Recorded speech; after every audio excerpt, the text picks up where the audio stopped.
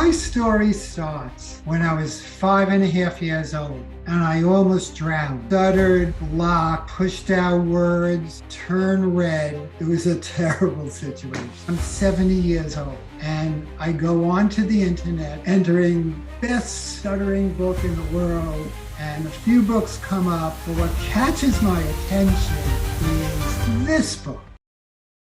My story starts when I was 5.5 years old and I almost drowned.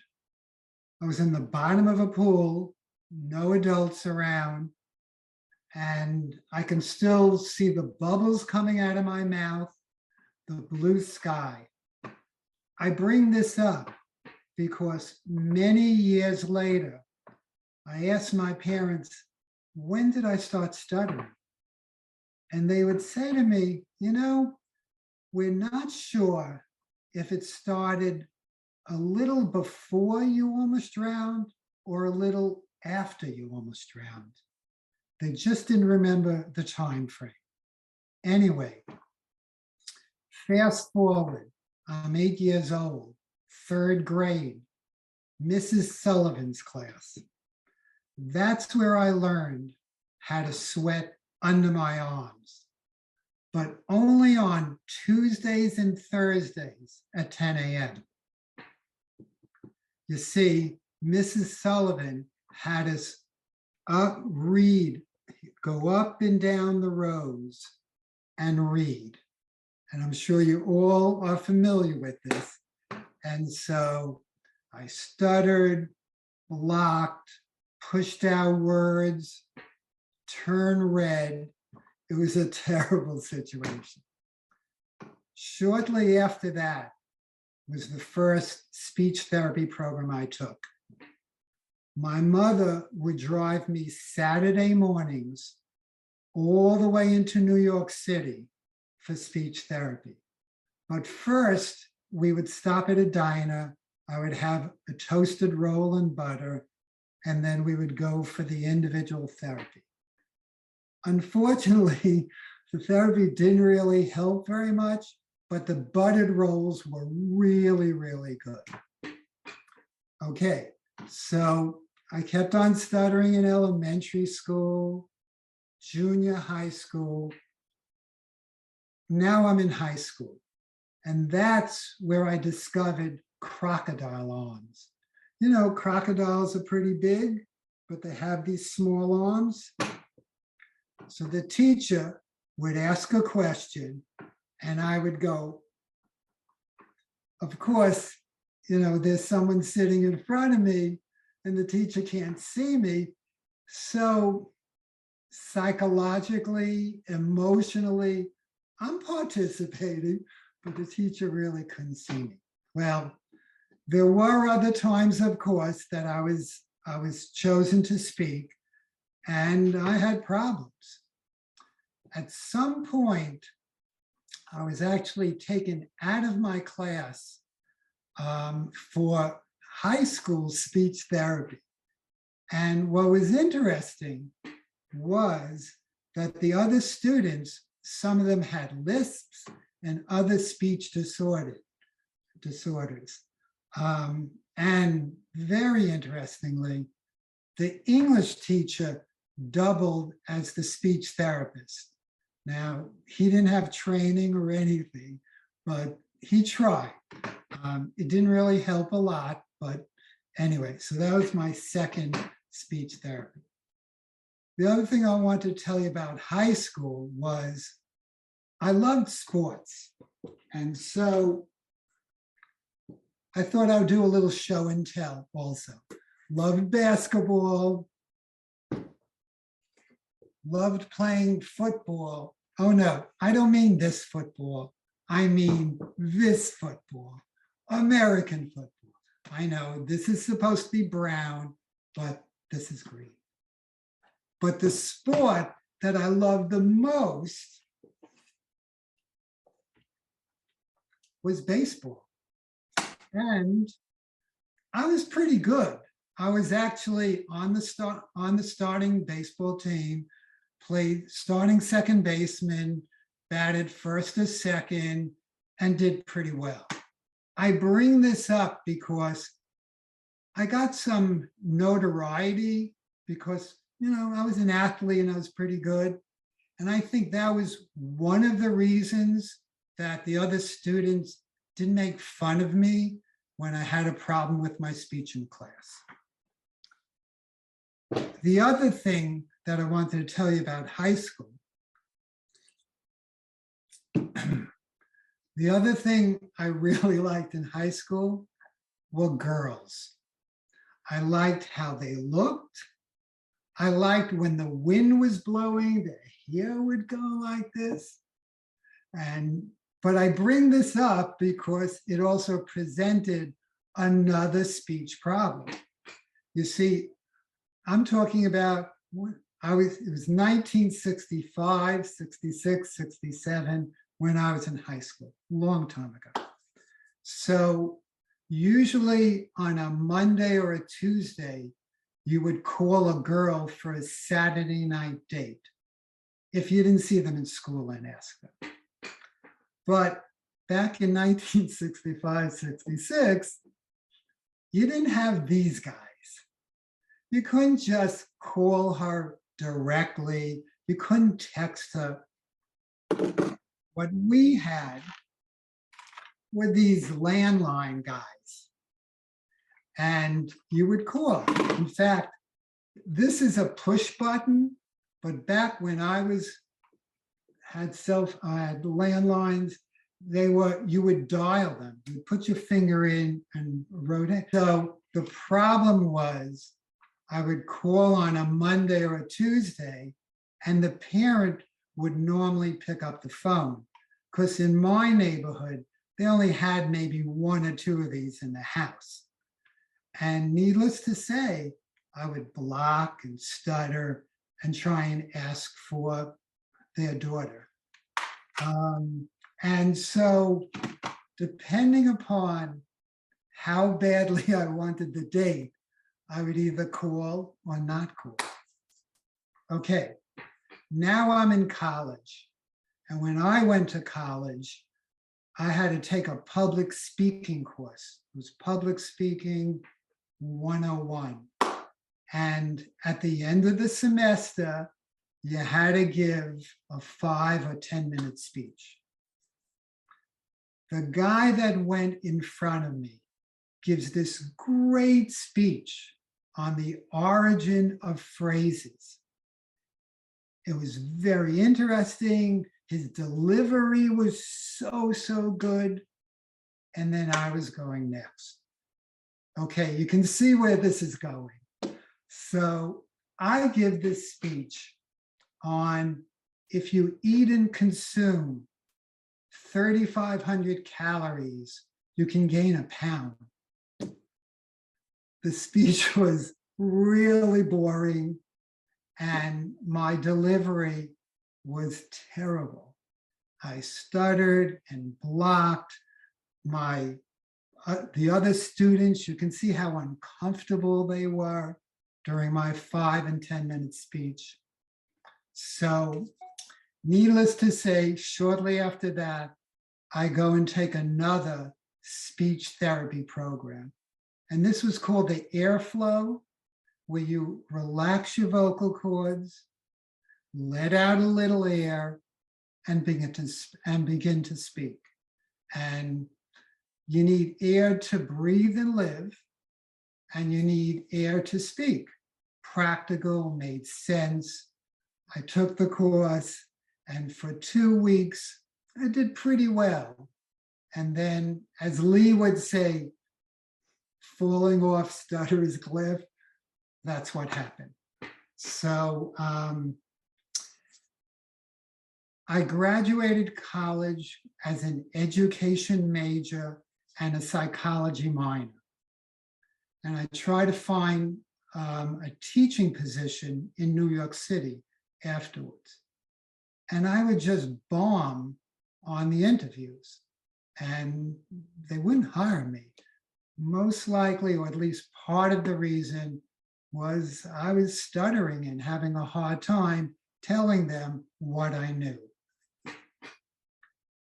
I have a friend, or I had a friend, who was teaching at a private school for schizophrenic and for autistic and childhood schizophrenic children. I got the interview.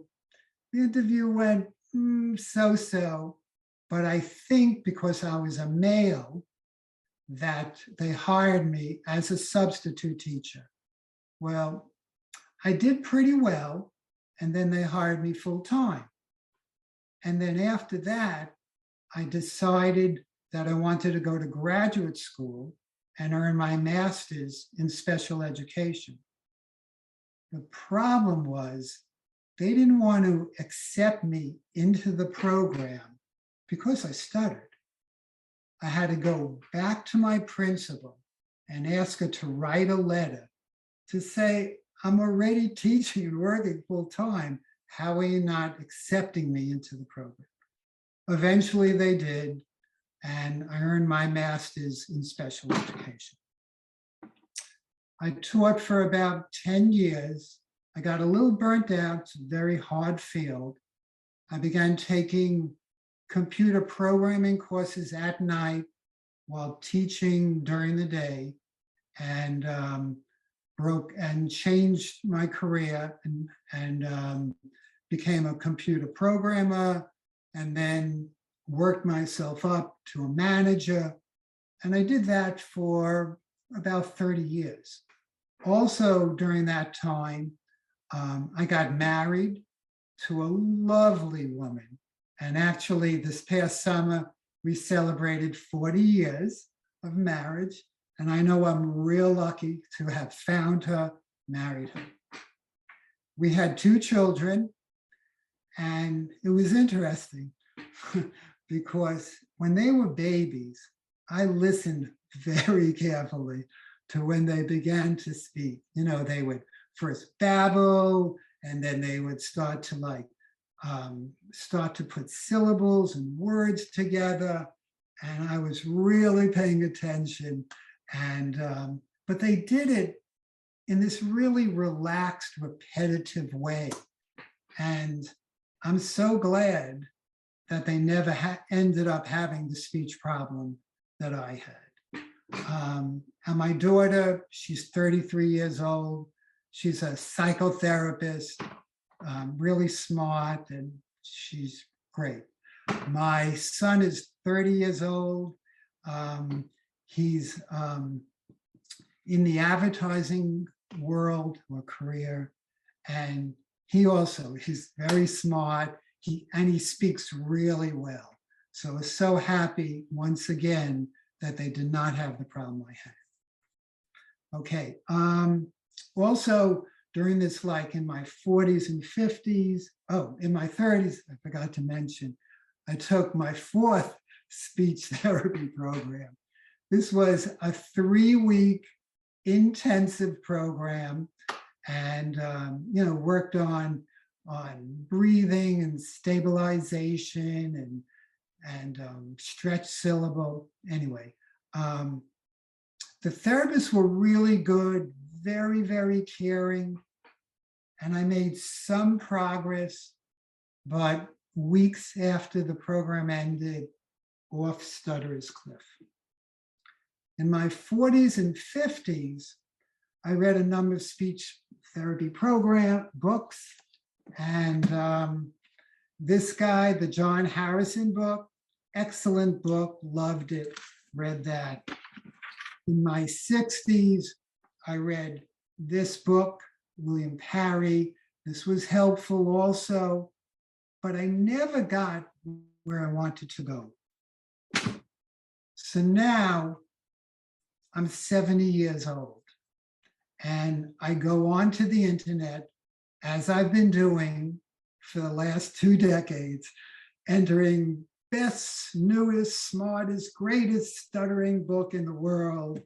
And a few books come up, but what catches my attention is this book. And what really got me was the mind training and neuroplasticity. It's like somehow, that's hooking me, bringing me in. All right, buy the book, get to page 127, and it starts talking about crutches. And on 127, the first crutch, as you all know, is dropping the first syllable. So I start doing that. And for 2 weeks, boy, my fluency perked up. It was pretty cool. But then I fall down.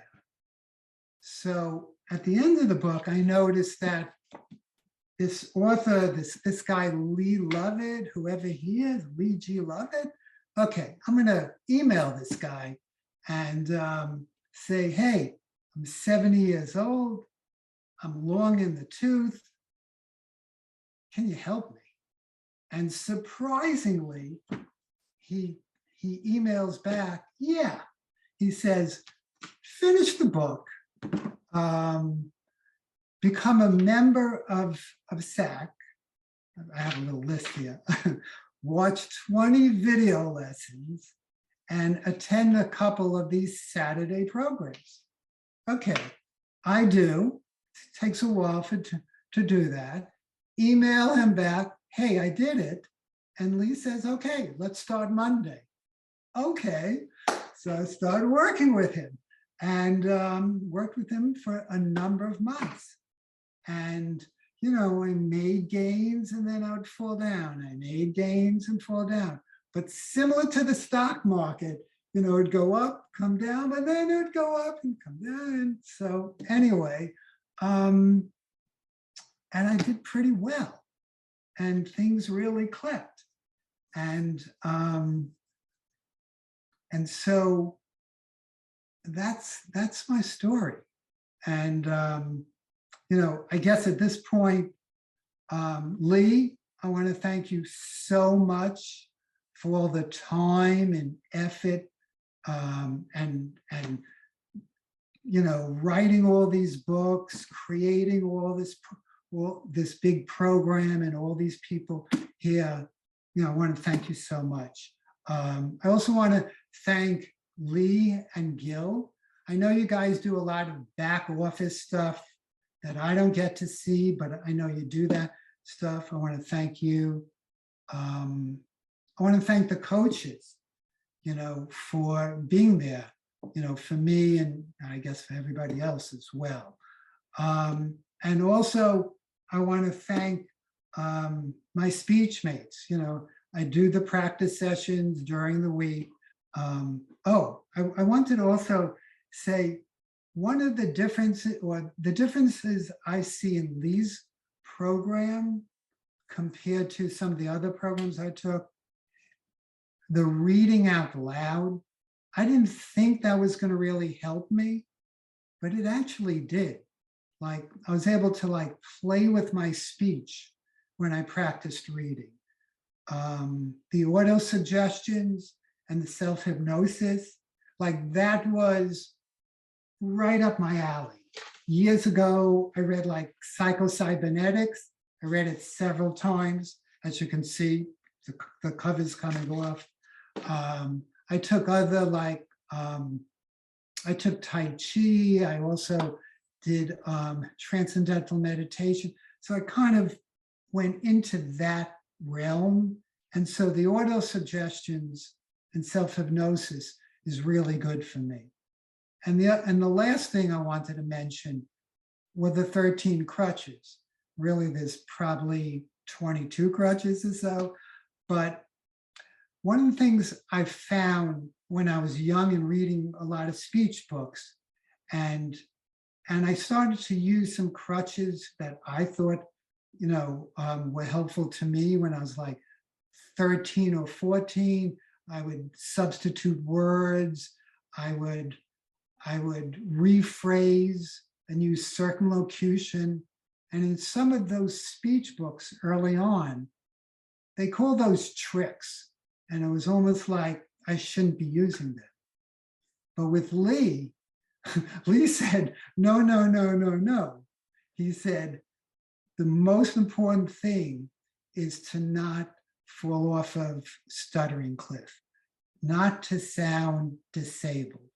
So use whatever you can within reason to help you not have a bad incident.